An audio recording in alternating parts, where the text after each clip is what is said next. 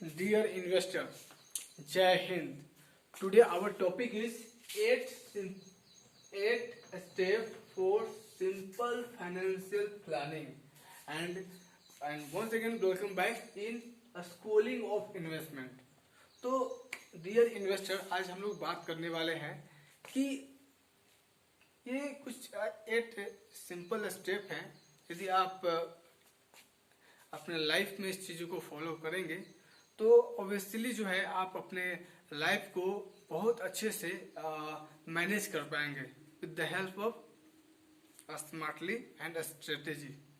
Okay, तो सबसे पहले बात करते हैं सिंप्लिसिटी पोर्टफोलियो। कहने का मतलब ये है कि हम लोग लालच में आकर न जाने बहुत सारे म्यूचुअल फंड में पैसे इन्वेस्ट कर देते हैं और बहुत सारे स्टॉक का शेयर खरीद लेते हैं, बॉन्ड्स खरीद लेते हैं।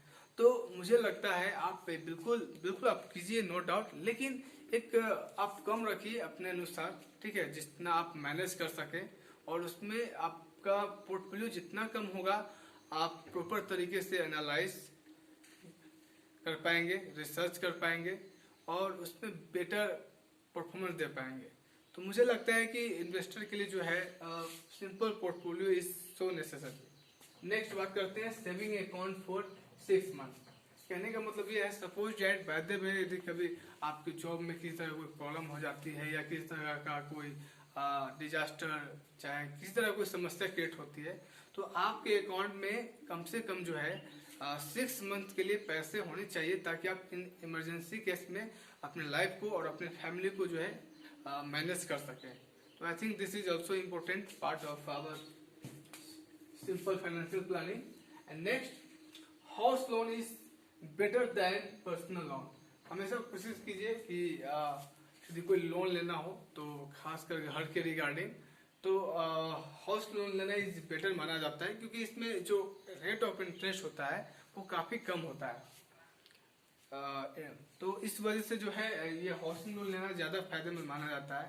Personal loan is not better because इसमें क्या होता है कि बहुत हाई रिटर्न, हाई इंटरेस्ट आपको पे करने होते हैं, जो कि आपके लिए सही नहीं है, ठीक है। तो इन बातों को आप ध्यान में रख सकते हैं। नेक्स्ट है, if you have taken a loan at high interest, सबसे पहले उसे फिनिश करने की कोशिश कीजिए। Finish it as soon as, ठीक है। उसके बाद आप जो है इन्वेस्टमेंट को सही तरीके से जो है आप चला सकते हैं और अपने लाइफ को बैलेंस भी कर सकते हैं। Now let's discuss about insurance. हमारी लाइफ में जो head member of your family हैं उनका कम से कम एक इंश्योरेंस होना चाहिए, आई मीन लाइफ इंश्योरेंस, ठीक है। उसके साथ ही एक है जो है मेडिकल इंश्योरेंस है। तो ये दोनों जो है, जो आपके फैमिली के जो मेन हेड है, जैसे आपके मॉम हो सकती हैं, आपके डैड हो सकते हैं, तो उनका जो है एक लाइफ इंश्योरेंस जरूर होना चाहिए। और यही बात हेल्थ इंश्योरेंस की, तो हेल्थ इंश्योरेंस जो है ईच मेंबर ऑफ फैमिली के हर सदस्य का जो है हेल्थ इंश्योरेंस होना चाहिए। ये आने वाले बुरे समय में काफी यूजफुल साबित हो सकते हैं आपके लिए। नेक्स्ट बात करते हैं हम लोग, लास्ट हमारा जो टॉपिक है वो है हमारा इन्वेस्टमेंट प्लानिंग। एक्चुअली ये 8 होनी चाहिए, नंबर 8। तो हम लोग बात करते हैं इन्वेस्टमेंट प्लानिंग में होता क्या है। इसको आप कई भागों में डिवाइड कर सकते हैं। Number 1 equity, number 2 gold, SGB, stocks, mutual fund, real estate for a long time, retirement plan and tax plan. इन सभी चीज़ों को यदि आप प्रॉपरली वे में मैनेज कर लेते हैं तो आपके लिए लाइफ को एंजॉय करना, लाइफ को बैलेंस करना और अपने फैमिली के लिए भी आप काफ़ी फायदेमंद साबित हो सकते हैं। तो इक्विटी क्या है? एक तरह का ये भी जो है फंड होता है, इसमें आप पैसों को इन्वेस्ट कर सकते हैं, जो कि सेफ होता है और ये भी जो है और इसमें रिस्क भी काफी लो होते हैं। तो I think this is better for investment. Next आता है गोल्ड, जो कि भारत सरकार के द्वारा चलाई गई गोल्ड है, ठीक है। इसमें आपको 2.5% जो है इंटरेस्ट भी मिलता है, तो जो कि सही चीजें हैं, ठीक है। और 10 से 12% तक आपको जो है इंटरेस्ट भी मिलता है। नेक्स्ट बात करते हैं stock. Stock is also good for investment. Already मैंने स्टॉक के बारे में बता चुका हूँ कि स्टॉक में क्यों ज्यादा फायदेमंद होता है यदि आप प्रॉपर एनालाइज और प्रॉपर ऑब्जर्वेशन और बिल्कुल एक राइट कंपनी में आप पैसे को इन्वेस्ट करते हैं तो स्टॉक आपके लिए ज़्यादा फायदेमंद हो सकता है अपने लाइफ को मैनेज करने के लिए, बैलेंस करने के लिए। नेक्स्ट आता है म्यूचुअल फंड।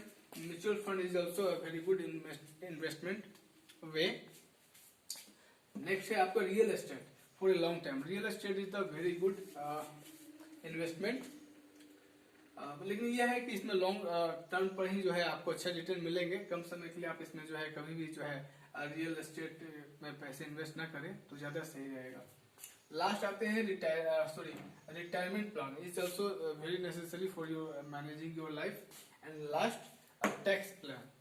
टैक्स प्लान जो कि आपकी यदि इनकम जो है 6 लाख से ज्यादा है तो वैसे कंडीशन में जो है आप टैक्स प्लान का यूज कर सकते हैं।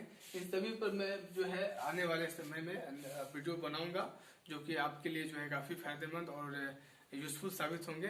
तो फिर मिलते हैं एक नए वीडियो के साथ, तब तक के लिए टेक केयर, बाय।